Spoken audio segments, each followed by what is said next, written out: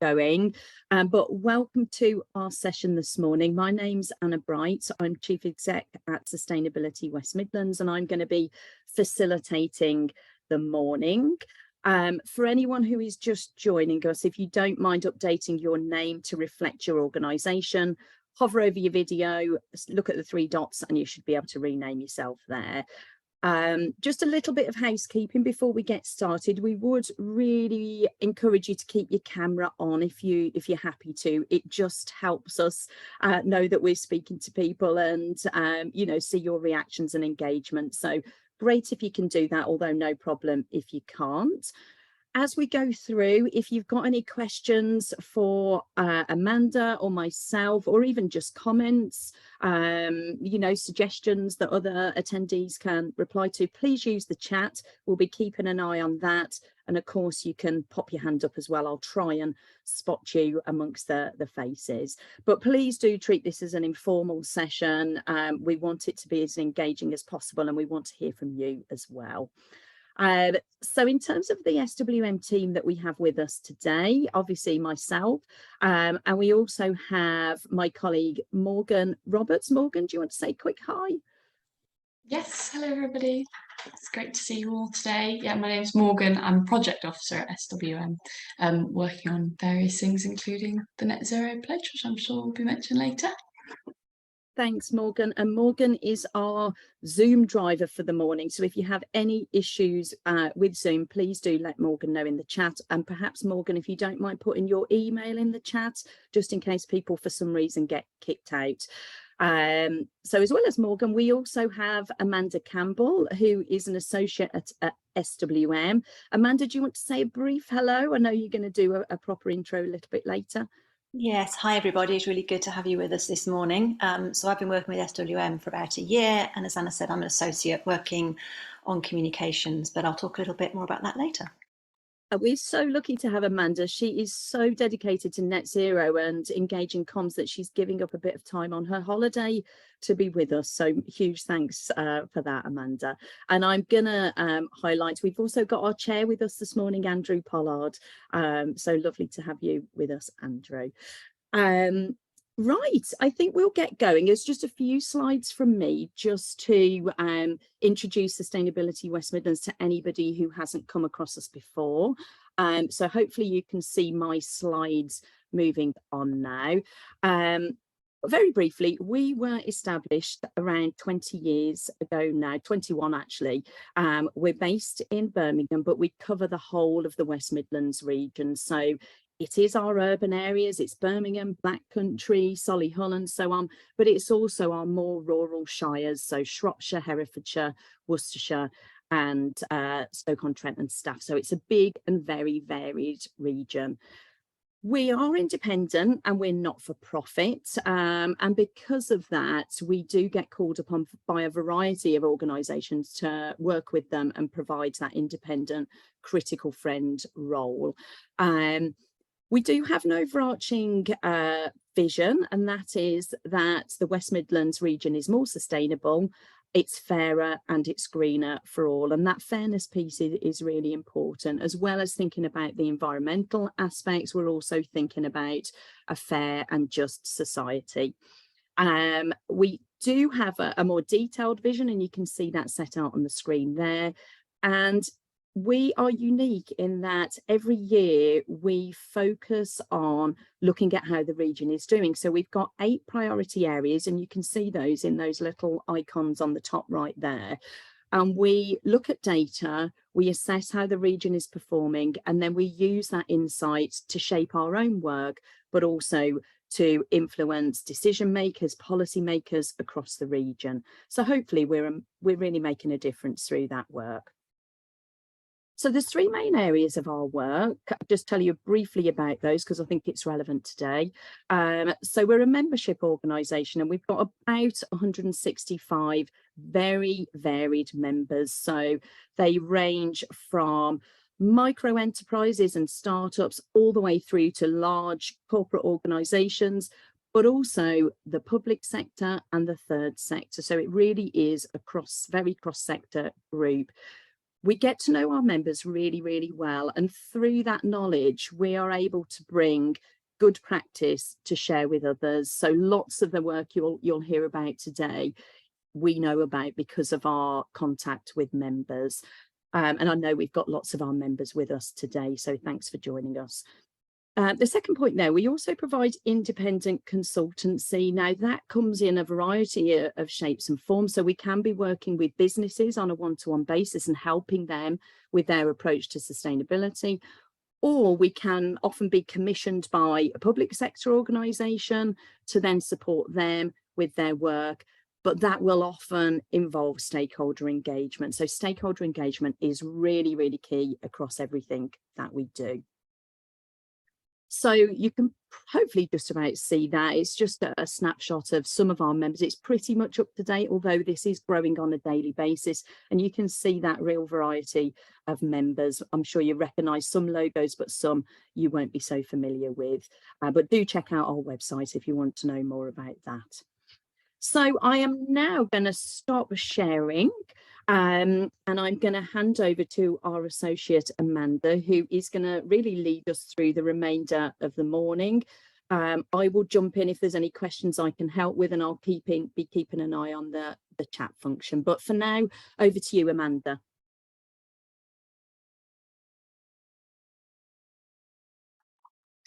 Right, thanks, Anna. Thank you very much for that. So a little bit about me first. So I'm a former corporate affairs and sustainability director, latterly working at a FTSE 250.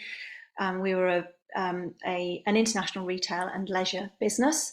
I've got over 25 years experience in the real estate and arts, as well as in retail. The communications work that I've worked on over that tremendous period of time includes awards from Transform Europe, Employer Brand Management Awards, the Institute of Customer Services, and Corporate and Financial Communications. So communication isn't just about awards, but it just kind of shows the efficacy of some of the work that my teams have worked on. And what I do today is I really work with leaders and organisations to help them talk about their environmental story much more clearly. It can be quite a complex story sometimes, and so what I try and do is help them work out how to bring clarity to complexity and really unleash potential. And to pick up what Anna was saying about SWM, it's about a greener but also a fairer world. And then today I've left the corporate world and I'm working partly with SWM as an associate, advising on corporate affairs and all things communications, as well as providing executive and leadership coaching. So what we're going to cover today is we're going to talk a little bit about the role of communications in relation to sustainability and net zero. We're going to talk about how you achieve balance, and we'll talk a little bit about greenwashing, how to develop your communications plan, and then there should be time at the end for some questions. So really, first of all, talking about the role of communication. So from my point of view, communications has a number of different roles, and it really takes the viewer and the person who's reading your communications through this process. So first of all, it's about bringing clarity. So communication should be about how can you communicate in the simplest, most effective way so that people understand what it is that you're trying to communicate with them. It's about building belief, because sustainability communications is very much about driving change. You need people to believe both in you as an organisation, as well as what you're telling them, as well as the fact that that change is possible. And I think that's particularly important with this subject because there's so much negative communication around sustainability. But we can take steps forward, and we can make a difference. So building that belief is really important. Absolutely critical for me. Communications isn't about fluff or PR or putting out pretty exciting stories. Proper communication is about influencing behaviour. So one of the things that I talk about quite often, it's quite a simple story. So we were trying to make some changes to take out harmful chemicals from cleaning our toilets within all of our centres. And we had explained to our cleaning staff that's what we wanted to do. We took the chemicals away from them. gave them some training, but they didn't understand and they didn't believe what we had told them. So they were nipping down to Wilko's and paying £1 for a bottle of Domestos to use it in the toilets because it hadn't got the smell of the bleach, and they hadn't got all the danger signals. They couldn't understand that what we were doing was as good as using the chemicals. So we had to go back a step and really build the belief in these new processes, whilst not only better for the environment, also better for their own health, and still providing really clean loos. So once you've influenced behaviour, that inspires action. And then when you get people to change their behaviour and to take the action, that's where you start to create advocates. And that's where your communications really starts to live, because that's the point at which it's not just you broadcasting communications in one direction, but you've got other people, your other stakeholders, helping you communicate your story. So there are many and varied benefits of communicating your story. And one of the things that I always do when I work with organisations is just start to think about what are the benefits to you as an organisation. And this is a really useful process for you to go through. So there are a whole bunch of ideas here in terms of how it can benefit your organisation. Just to pull a couple of them out. I mean, it can supercharge your reputation. Probably going back only 5 years, having a good environmental story was a massive competitive advantage.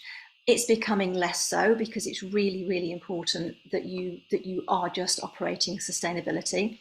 But if you're doing the work and you communicate effectively, it still has that ability to raise you above your peers and above your competitor set. It can help build loyalty amongst your existing customers, but importantly attract new customers. And I'll show some data in a minute in terms of the, certainly from a consumer point of view, the importance of sustainability in consumer decisions. And then it has those, it has operational benefits, so it can give you permission to operate, it can strengthen your supply chain, it can improve your risk management processes, and also it can drive sales or clicks or footfall or whatever your commercial objectives are. I talked a little bit about some of the reasons and the data in terms of why you should communicate your story. So all of these stats are from half a dozen different surveys and reports from people like Deloitte and PwC, as well as Planet Tracker. So just pulling a few out here, 62% of consumers are expected to be eco-active by 2030. So if you are promoting yourself to consumers and you're not being sustainable and communicating that sustainability effectively, that's a massive part of your market that you might end up losing. Not only are 40% choosing sustainable brands, but 34% today are not buying brands due to ethical considerations. And they are going to websites and social media to find that information out. There was an interesting report came out earlier this year from McKinsey, which was that products who have sustainability claims delivered almost 6.5% increase in sales versus those without, which would deliver about 4.5%. So it's only a couple of percentage points, but it is showing that within this economic climate, it's still driving higher sales. And the other thing that's really important is that it's not just about consumers buying stuff, but 60% of people, partly through the cost of living crisis, but partly through all the communications about reduce, reuse, recycle, are planning to buy less new goods. So you need to be on their shopping list to make sure that the new goods they are buying are from you. Switching a little bit to employees for a moment. Almost 3/4 of respondents from a survey of Gen Zs are more likely to apply for an acceptor role from an organisation that has very clearly communicated and deliverable and proven sustainability claims. So there's a massive war on talent at the moment. Recruitment and retention is really difficult, particularly at an economic level. So you need to make sure that you're in the consideration. So making sure that people are really clear what your stance is from a sustainability point of view, and that you're delivering, and that you have planned to do more, is really important to recruit not only today's employees, but the employees of the future. And what's really concerning is that in a different survey, 3/4 of employees believe that employers have to do a better job of communicating their commitment to sustainability. So when we're talking about communications, it's not just about your external audiences, but it's also about your internal audiences. I'm going to talk really briefly about guidance reporting. There is so much opportunities out there for you to pop a kite mark of some description onto your sustainability operations. There are regulatory disclosures, there are sector-specific guidelines, there are various kite marks that you can have. There are discipline-specific guidelines. So, for example, there could be risk management guidelines, there could be communications guidelines. There's best practice. And then the good news for anybody who's involved in reporting is that there is a very real progress now to have global reporting standards through something called the ISSB. And if anybody's interested, if you let Morgan know, and I can pop a couple of links in the chat to that. The benefit for that is that there will be a single level of agreed reporting across the globe, which will make it much easier not only to report, to communicate on your reporting, but importantly for people to understand how organisations are doing from a sustainability point of view. Now, one of the challenges with talking about your sustainability is the worry about greenwashing. So I'll talk about greenwashing in a moment, but there actually are more areas, more types of communicating around sustainability. And this matrix focuses on the environment. So in the top right left-hand corner, you've obviously got where you've got bad environmental performance, and you're communicating extensively about your environmental performance, and that's greenwashing. But in the opposite quadrant, down in that right-hand corner, is green hushing. So green hushing is as bad as greenwashing. This is where you've got good environmental performance, but actually you're not telling anybody about it. And we need to have those stories out there because we need to see where good is taking place so we can learn from it. And one of the reasons that people do green hushing is they can be really concerned about being accused of greenwashing. And we'll talk a little bit about how you can avoid that. So let's talk about greenwashing for a moment. So at its core, greenwashing is about misdirection. It could be a genuine error, and we can talk a little bit about how you can avoid making genuine error, but it can also be through deliberate action and through poor practices. And Planet Tracker came out with a report last year where they identified 6 types of greenwashing. So the first one is green crowding, and this is where organisations within a certain sector might hide amongst a crowd. So, for example, they might publish a sector report talking about the sector's performance, and they kind of hide in that sector's report. Then there is green lighting, and a lot of big organisations are accused of this, where you highlight specific green credentials in order to draw attention away from where you're performing less well. And what I'm not going to do through here is name or shame anybody. You've then also got green shifting, which is where organisations shift the blame up and down their value chain. So they might blame their consumers, consumers aren't changing their behaviour, or they might blame their suppliers. I can't find a supplier who can supply them with green packaging, for example. You've then got green rinsing, and this is where you regularly change your targets before you've achieved them, traditionally down. And then finally, you've got green hushing, which I've talked about already, which is where you are under reporting about the good work that you're doing. It's best practice to avoid all of these, both in terms of your reputation and also importantly in terms of managing to avoid these kind of headlines. So these are just a few that I've pulled together from over the last couple of years. These are large organisations, and I think what's really important is it's not just about activism. You can see in the middle, there's some activists about greenwashing hazards, but also it's about who you're working with. So the bottom left-hand corner is there was a real move last year, and it's getting more intense now for PR firms who are working for big oil are also being targeted, for example, as well as the people protesting outside of the big oil company's headquarters. And then, interestingly, H&M was actually sued for greenwashing. So there can be, as well as the risk areas, there actually can be financial implications where activists get together and might sue for misleading claims. So, reputationally, it's an issue. Avoiding PR headlines like this, being delisted from supply chain lists, consumers refusing to work with you. If you're looking for planning applications, it can be really difficult to get your planning application, if you've got this reputation. So it's really important to try and avoid any form of greenwashing. The Green Claims Code is a really easy and simple way of thinking about how you can get your green claims right. And I will just very quickly play this because I think it's quite important, and it just gives some really simple ideas about how to avoid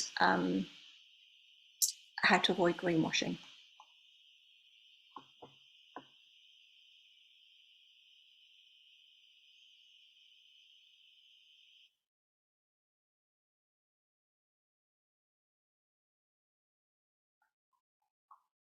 Green credentials. They're worth shouting about, right? More people want to buy green than ever before, and businesses are responding. But as a business, you need to be sure your green claims aren't misleading. It's your reputation that's at stake. The CMA's Green Claims Code will help you stay on course and avoid misleading your customers. To follow the code, ask yourself, are your claims truthful and accurate? Businesses must live up to all claims made. Are your claims clear and unambiguous? Your customers should be able to understand the claims you're making. Don't confuse them with vague terms or phrases. Do your claims omit or hide important information? Your customers must be able to make informed choices and be given the full picture. Do they only make fair and meaningful comparisons? Products being compared should meet the same needs or be intended for the same purpose. Have you substantiated your claims? Make sure you provide evidence to back up your claims and that it's robust and credible. Do they consider the full life cycle of the product? That's its overall impact from creation to disposal. Use the Green Claims Code to get your green claims right. To find out more, go to gov.uk/greenclaimscode. Brought to you by the Competition and Markets Authority. Okay, so that's talking about green claims, but any element of your sustainability communications, if you apply those 6 principles, then that will keep you on the right track. And here are some other tips to avoid greenwashing. Hello and good afternoon, everyone. Welcome to this Compensate webinar on the EU proposal for Green Claims Directive. Sorry, that's my name is Nicholas Kaskiala. There we go. Let's get rid of Nicholas. So first of all is misleading labels. So using green or using labels like 100% organic, bio-friendly, earth-friendly, be really careful about the labeling that you're using. If you're going to use certifications, make sure that they are trustworthy and they are backed and they're recognisable. And Anna will talk a little bit later on about the Net Zero Pledge. Don't use your packaging to communicate that your product is more sustainable than it really is. And that's whether it's in terms of using natural colours or whether it's in terms of a number of brands have changed, for example, their packaging to green, because just by including the green, it suggests that they are more green products.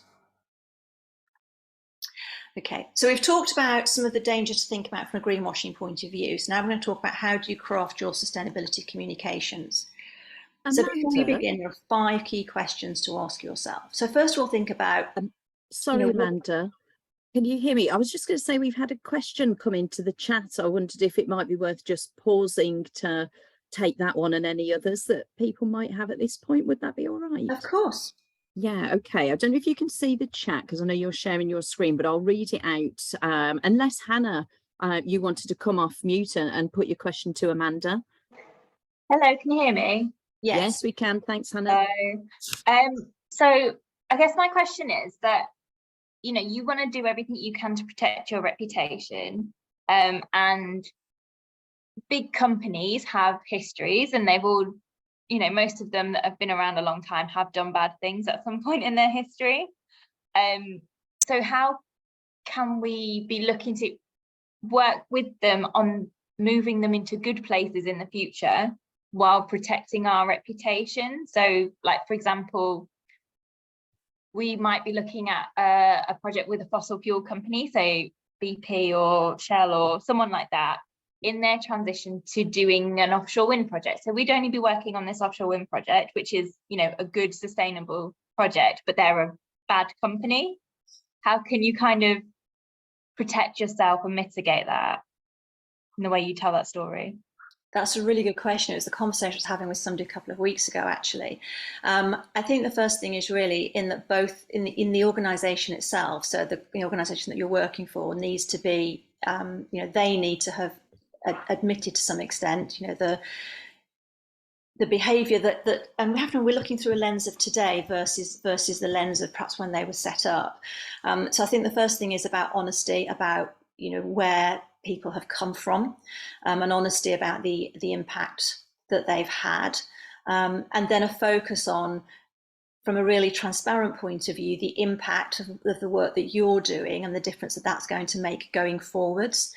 I think one of the challenges in working some of the traditional companies that are seen as dirty companies is that there will always be somebody who will not be happy if you're working with them. But if we don't work with organisations who are heavy polluters in order to transition them, then the transition won't happen as effectively. So I think it's about being honest about where people are coming from. It's about being honest about the challenges and the impact that the work you're doing will have on that forward trajectory. But I think there will still always be those questions with a number of organisations as to, you know, why are you working with XYZ fuel, for example. Thanks, Amanda, and thank you for the question, Hannah. Do we have any other questions for Amanda at this point? If not, we've got plenty of time towards the end.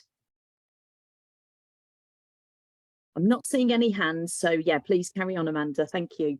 No problem. So the first thing is think about what's your ambition. So and your ambition from a sustainability point of view ideally should be linked into your corporate strategy, your business strategy, your overall ambitions of the organisation. And then think about from a communications point of view, what's our ambition? So who is it we're talking to? Are we firstly focused on our employees? I was working with an organisation last week who spent the last 3 years working purely on getting their employees to understand what they're doing before they start talking externally, because they need to affect change internally before their external audience starts to see it. Think about what are we already doing? So quite often when you start on this journey, or when you start trying to bring it together, you'll find that there are lots of different elements of the organisation doing little bits and pieces, both in terms of sustainability operations, but also in terms of communicating what they're doing. So have a really good look around your organisation and see what's already happening. Then think about what needs to be different. You know, so what we're doing today, what does it need to look like in 1 year, 3 years, 5 years time? And then look outside of your organisation, look at who's doing it really well. And when you're looking outside your organisation, don't just think about your peers, but think about people who are doing best practice generally. An example I've got here is Lidl. So Lidl found from their research that a lot of people assumed that because of the cheapness of their products, that their sustainability credentials were really poor, the quality of the products were really poor. And so they worked on a myth-busting campaign, picking up some of those questions that had come up through their research and dealing with them immediately, because their problem was the perception that cheap equaled non-sustainable. And then think about who you're talking to. And you know, both of these two images here just show there's a plethora of people you could be talking to. Your internal audiences, your external audiences, you could be thinking about regulators, you might need certain permissions, for example, licenses. So do you need things like planning applications? So do you need to do with local councils? How important is the media in your communications mix? And then something that is gaining more and more traction is this idea of your future grandchildren or the planet. So one of the things that we do in climate coaching is quite often work with boards about having an additional chair in the boardroom, and that chair represents the planet and future grandchildren, so that within the boardroom, that stakeholder has a physical presence in the boardroom. And it means that just because of that physical presence, when you're having board discussions around sustainability, then the fact that there's a huge stakeholder in the room helps to direct some of those conversations. But for you, it's thinking about who are we talking to and prioritize them. So a bit like the organisation I talked about earlier, they've prioritised their internal audiences because they need to affect internal change, make some process changes before they can then start telling their external audiences, such as their consumers and investors, what it is that they're doing. And then I've said already, start with what you've got. There could be a lot of really good work going on, regardless of the size of your organisation. So if you are fortunate enough to have a sustainability department, great, let's see what they're doing if you're not working in sustainability. If you've got a head office and then you've got regional offices, or then have a look at what's happening both within your head office or what's happening within your shops, for example. People who are buying your product, whether it's procurement, your operations team, and then also your communication and marketing team. So have a look around your whole organisation to really understand what work is already happening, not just from a communications point of view, but from an activity point of view. And then also look at all of your channels. How are you currently communicating sustainability, if at all? So is it mentioned on your website, if you've got one? Do you talk about it in your social media activity? Newsletters are still really important, whether that's to your community, whether that's to your staff. Is it on your agenda for team meetings? If you have town halls where your whole organisation comes together and is addressed by by your leaders, then is it always on that agenda? And what about your internal communications? If you've got an intranet or a Slack channel, or in your shop floor briefings. So where is it already, and where are there opportunities for you to have that sustainability conversation? And so you've thought about who I want to talk to, and you've thought about, okay, what's already going on and where are the opportunities? And so then it's what a lot of people say to me is, what is it that we can talk about? Because we might be starting today and we've got nothing to talk about, and that's absolutely fine.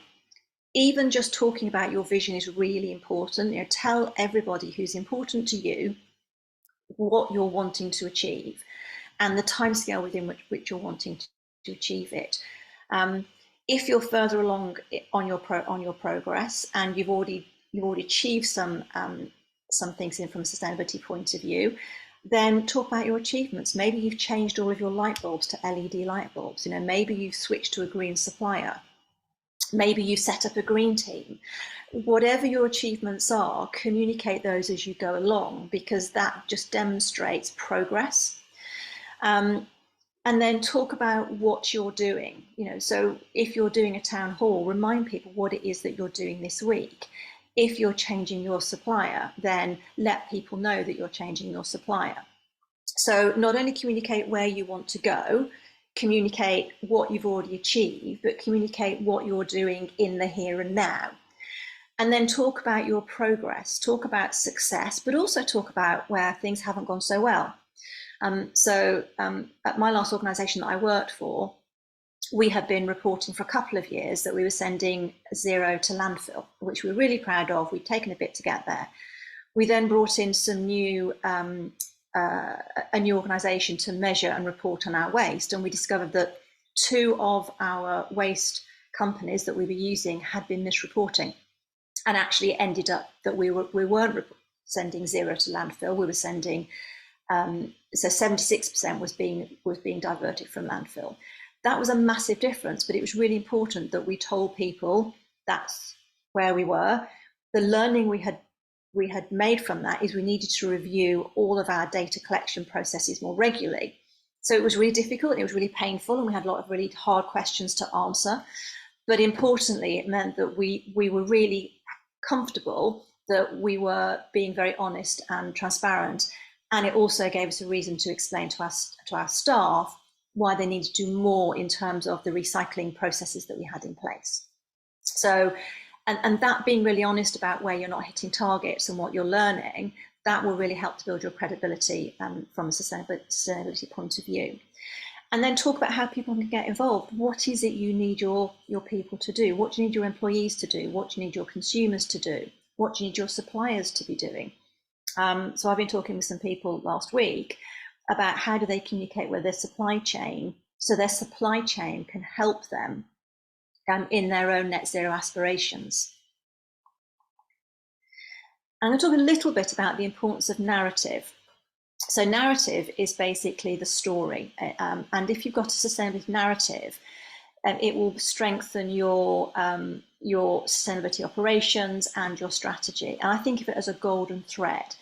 And the idea is that whenever you talk about communicate sustainability, whether you talk about it in your company's purpose or why you exist, whether you talk about it in terms of your company's goals, both sales goals, operational goals, and overall business goals, whether it's focus areas, if you've got a very clear sustainability story to go through absolutely everything, it brings everything together and makes all of your communications much more effective.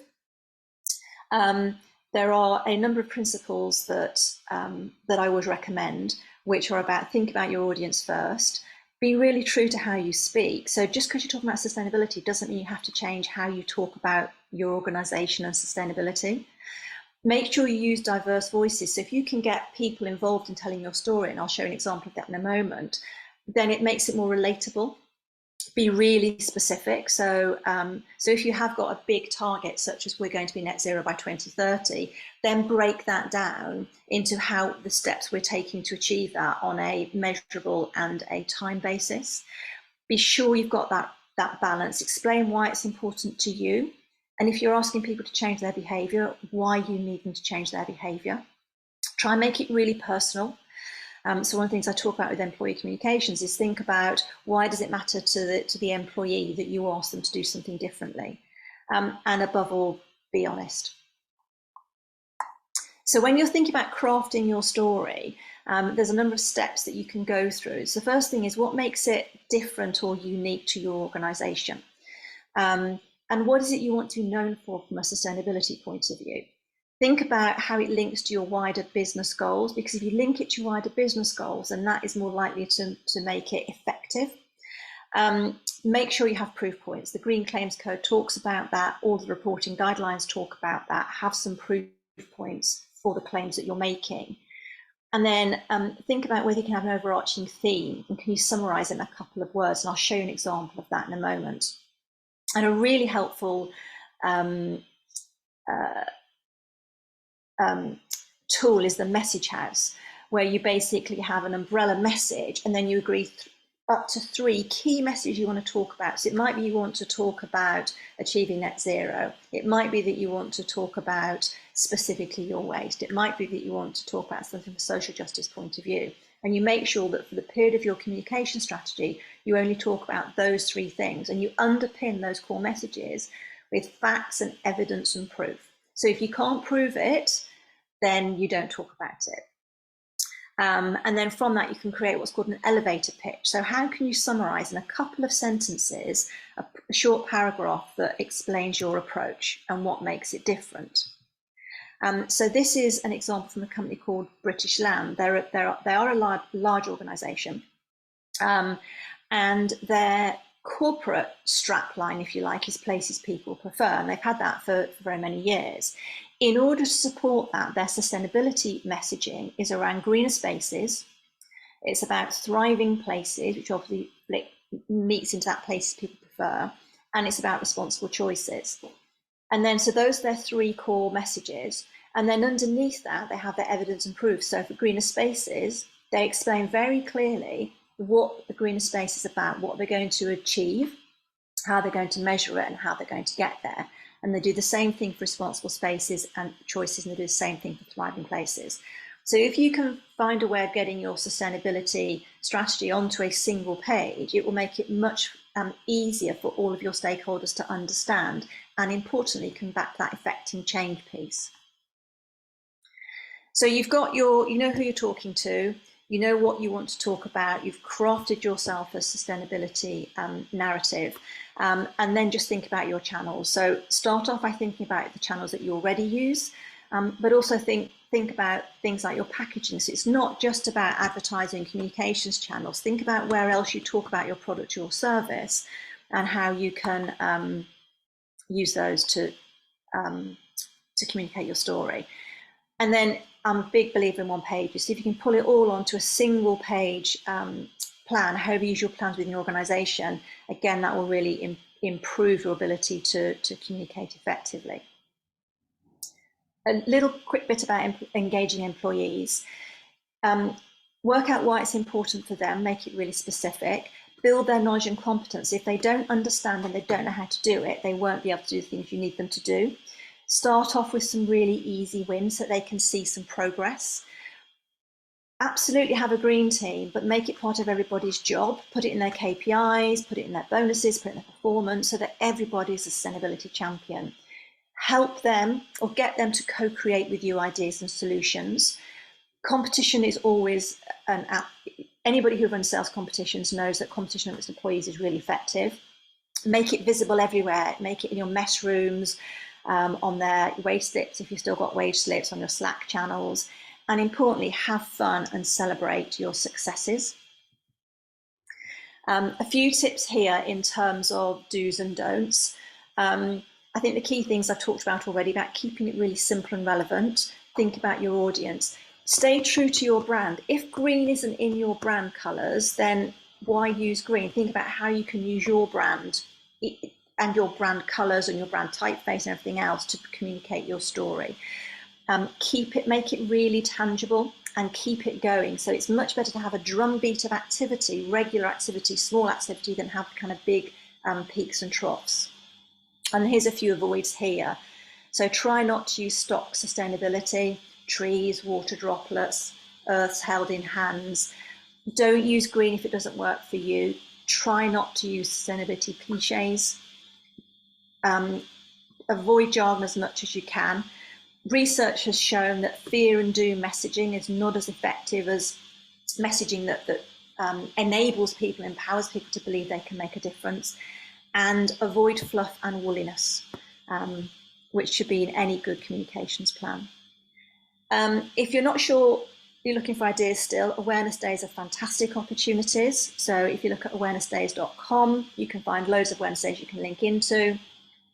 And here's just a few examples of people communicating their sustainability credentials through their employees, which is the one, the fashionista, through their packaging, through their uniforms, as well as through the vehicle livery. And I think it's over to Anna. Thanks ever so much, Amanda. That was really, really fascinating and lots of ideas for us to work with. Would you be happy to stop sharing your screen now, and then we can see if people have any questions. So any questions from our audience? I can see you've been sharing useful links in the chat, so thank you for that. I have got a sneaky question of my own, but I'll be patient and see if there's any others first. Not as yet, so yes, is that Claire? Yeah, it's Claire. Thanks. I'm interested in the not using a green logo to determine that a product has some sort of sustainability credentials. Is it okay, because it does actually help on a catalogue page or on a screen to see that there is something that you can hang that hook on, if you like. If you can back that up with data that says this is, we can absolutely prove this is this percent recycled, this percent recyclable, it has this material in it, and this is where it came from. Does that make the use of that more credible? Absolutely. And that then be okay? Yeah, no, absolutely. I think the issue is if you're using green packaging. So some consumer brands have just switched to green packaging, but when you compare the product, there's no difference to what it was before it had green packaging on it. So it's not saying don't use it. It's just saying if you're using it, you should only be using it if the product inside the can is actually more sustainable than it was previously. So just use it truthfully and honestly. Thank you. Great question, Claire. Thank you. Any other questions? I'll go for mine then, and then we'll scan our audience to see if there's any more. So I was thinking about your slide, Amanda, where you said, what can you talk about? And you said, well, if you're recycling, talk about that, LED lighting. When we speak to businesses, quite often they say, well, look, we're doing some good things. We know we've made progress in these areas, but we also know we need to make more progress in other areas. Maybe we're not doing as much as we could. Potentially, let's think about water use. And their question is often, should we talk about what we are doing? Because then we feel that we're opening ourselves up to more questions about what we might not be doing, and are we opening a can of worms? So what would your perspective on that be, Amanda? I think I would absolutely talk about what you are doing. I think, and there's a few reasons for that. The first thing is, it comes back to this behaviour change piece. If you can't do this on your own. So whether it's your employees, whether it's your investors, whether it's your suppliers or your customers, whether they're B2B or B2C customers, you need people to help you on your journey. So first of all, you need to tell them what you're doing in order that they know what you need them to do. I think importantly, if you also wait until you've done it, then unless you might have a hiatus of not communicating anything. And if you're not communicating anything, there's a vacuum, then people will put into that vacuum, actually, well, then you're not doing anything from a sustainability point of view. And then in terms of having difficult questions, whether it's your communications team or whether you've got a PR agency or whether you just sit down with your team and think about what those difficult questions could be. Nobody knows your stakeholders better than you. So maybe, have a cup of coffee and sit with a cup of coffee and a piece of cake and have a think about, okay, if we go out with this, what are the negative comments we're going to get? What are the things that people are going to say? And then how do we answer those honestly? And I think that's really important. So it's not just about what do we want to communicate, but think about what might the implications be and how do we answer those implications. And it might be that you decide that the implications are so damaging that you need to hold on a bit. But I think have that thought process internally. Don't let the fear stop you. Work through what that implication might be and then make your decision. Brilliant. Thanks, Amanda. Andrew, I can see your hand up. Thanks, Anna. Amanda, you talked a lot about evidence going hand in hand with communication, so the two really go hand in hand. And you also referenced a really interesting example about waste and subsequent discovery, finding that not as much went to landfill as you had hoped for, and then having to deal with that. In terms of business, whether it's service sector or retail or manufacturing, what, by way of independent verification, is best practice, and can SWM help with that at all? I think I'm going to pass that over to Anna, as we have a very exciting waste specialist. So Anna, I mean, SWM can absolutely help you with that. And I think, Anna, can I pass that on to you? Yeah, I mean, on the verification piece, we could certainly help, with things like looking across the streams of waste that you might have, looking at the different options available to you, best practice, and so on. And probably across our membership base, we've got about 170 members. There are other organisations that can then get into that in even more detail with things like waste auditing, and the same could be said with energy. So I think that possibly partly answers your question, Andrew. And I think the other thing as well is just think about one of the challenges of this being so important is that there are lots of consultancies and lots of organisations popping up all over the place offering verification. And one of my early slides talked about think really carefully around the kite marks that you're using.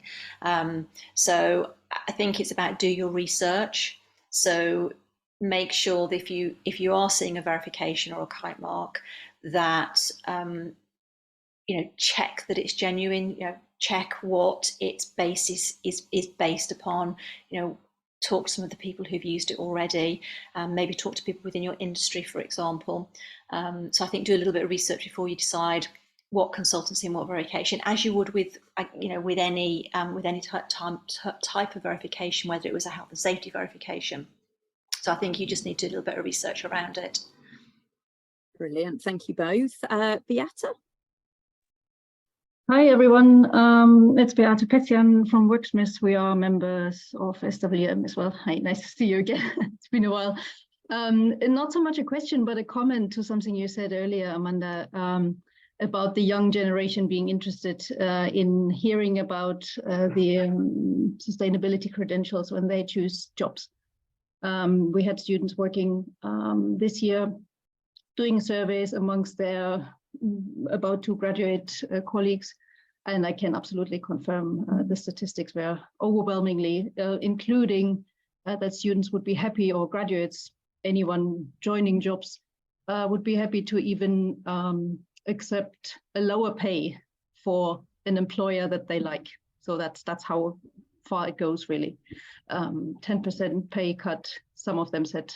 I think up to 30% of the students said, I would accept a 10% lower pay for an employer that is to my liking in terms of sustainability credentials. And that leads on to the comment about your communication when you advertise for jobs. Remember to mention this in your employer branding communication. If you're doing good things, definitely communicate this in your job advertisements and wherever you, wherever you're out there for finding candidates. And I think just picking on that, I was talking to a school a couple of months ago, and yes, the students within the room were interested in sustainability, but what they were wanting to understand was, what does a sustainability job look like? So they didn't necessarily all want to be engineers or go into a sustainability degree, because they had other interests. And so one of the things is around, how do you, and I passionately believe this because this is how I've seen it work most effectively. If you make everybody's job a sustainability job, how can I, whether I'm cleaning toilets, whether I'm a security officer, whether I'm selling stuff, whatever I'm doing, if part of my role is to be sustainable, what does that look like? What does that mean for me? And then that means that you're going to get people who are passionate about helping you deliver your sustainability strategy for your organisation. But yeah, all the kids in that room, and so we were talking years 11 to 13, were saying, where do I train? What do I do? What jobs have sustainability in them? Yeah, it's the realization that this is an overall scheme, isn't it? It's part of your job.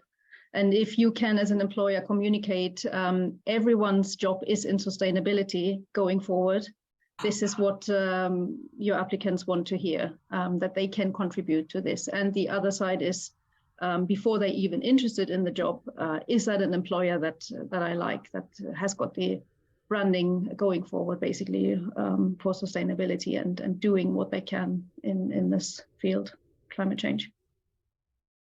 Thank you both for those reflections. And the one thing I might add is, perhaps thinking about the role of young people in communication. So we as an organisation, we've had some fantastic volunteers and young people working with us, and actually their ability to communicate effectively on certain social media platforms is far more engaging than the way I would go about it. So we've certainly found it really helpful to get young people involved in shaping our comms. Thank you all for your questions. I can just see one more in the chat. Yeah, brilliant. Thank you, Suzanne. Echoing your points really, Beata, around young people and sustainability.